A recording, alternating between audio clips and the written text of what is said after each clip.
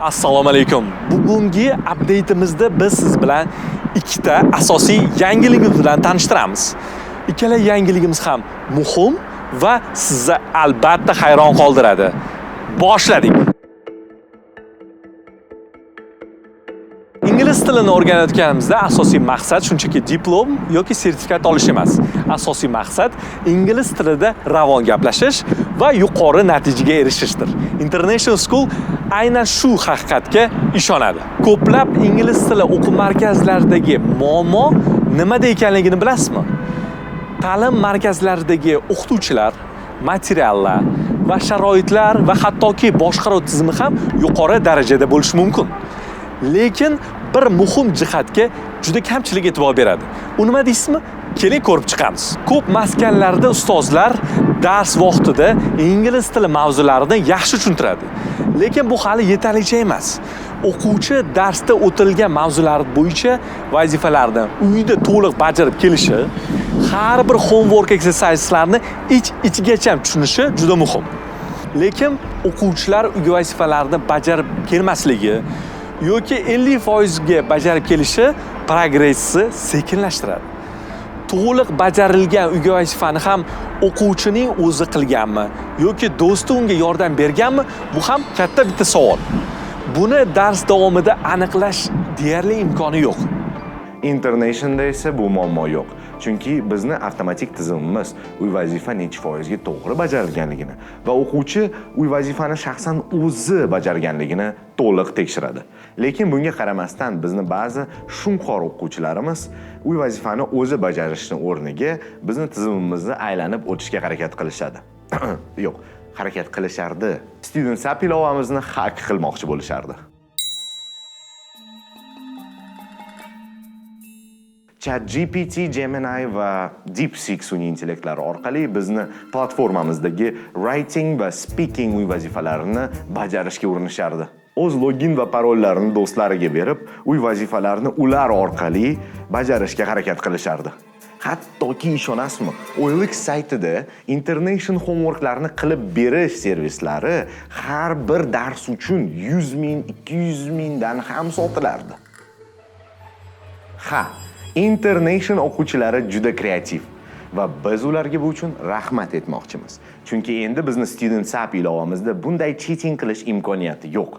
Oldin possible bo'lgan narsa endi impossible. Kutib oling. Anti-cheating 2.0.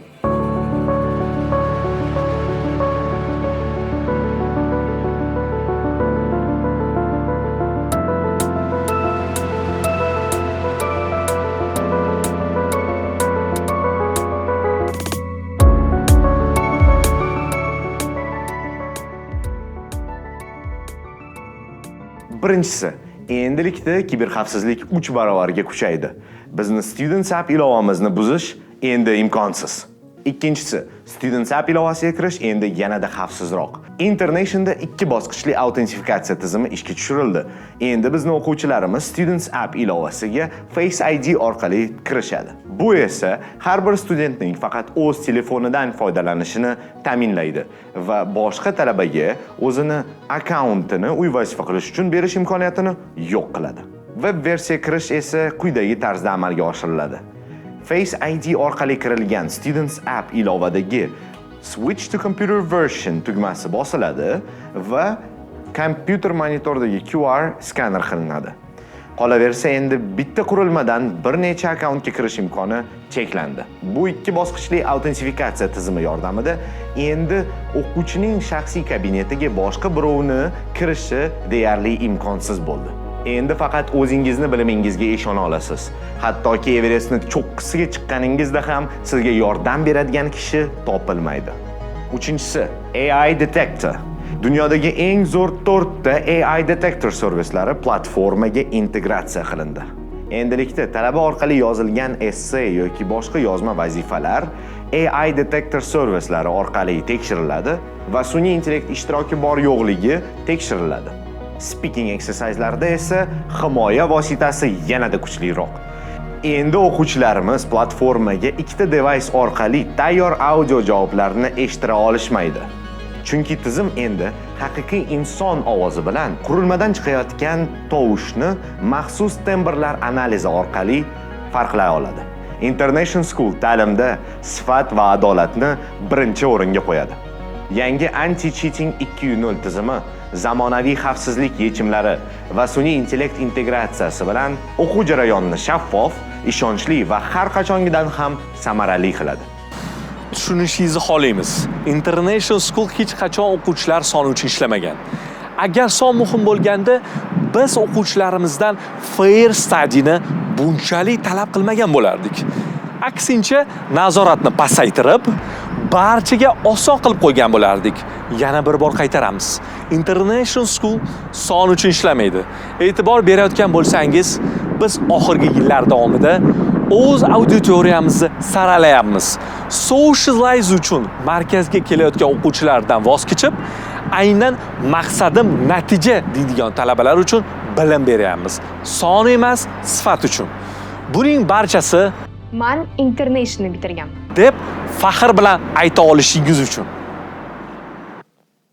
Ta'lim o'zgarmoqda, zamon o'zgarmoqda, texnologiyalar o'zgarmoqda. Bizning jamoamiz esa texnologik tarafdan rivojlanishni davom etyapti. Sun'iy intellekt esa hayotimizga katta o'zgarishlarni olib kirmoqda va barcha sohalarni o'zgartirib tashlamoqda.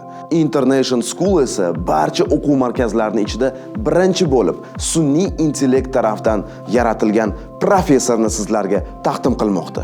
U doim sizning oldingizda bo'ladi, charchamaydi va siz bilan doim ingliz tilida suhbat qiladi.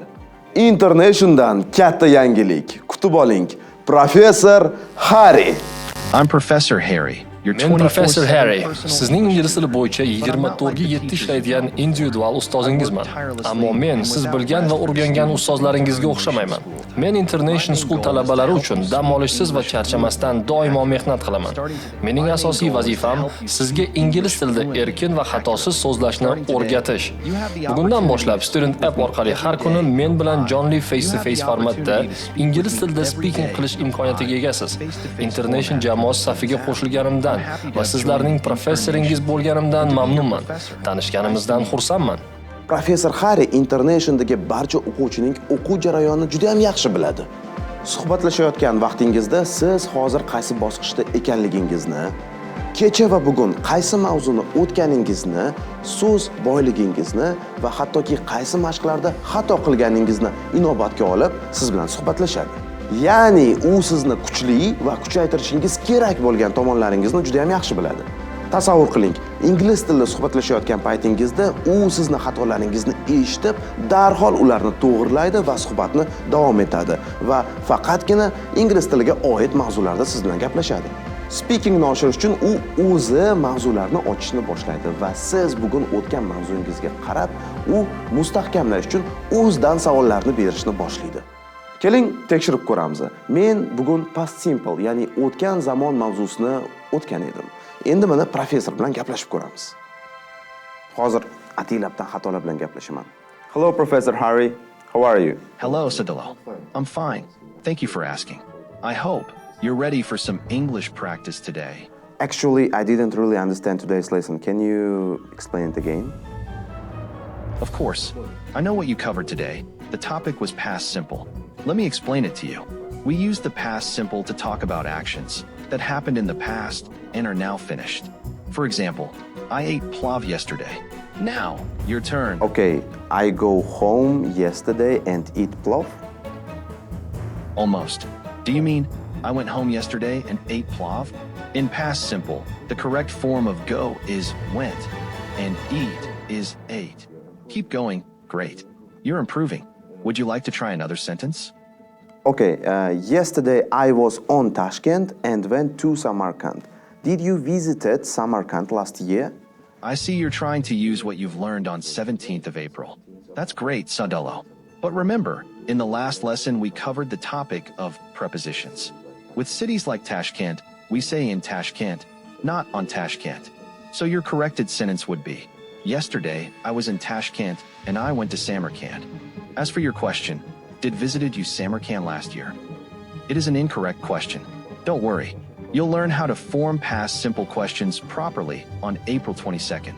For now, just focus on understanding today's topic. You're doing great. Thank you. Have a nice evening.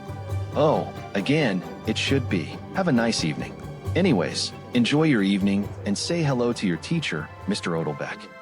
Ko'rib turganingizdek, izohga hojat yo'q. Ta'lim kelajakda emas, hozirda va sizning ilovangizda.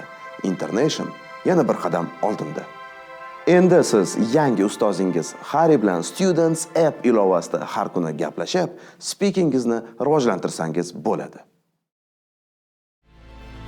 Bugungi update ta'lim sohasida o'zgarishlarga sabab bo'ladi. Internation School o'zining 12 yil ish faoliyati davomida 100 mingdan ortiq talabalarga ingliz tilini o'rgatadi. Biz oddiy o'quv markazi emasmiz.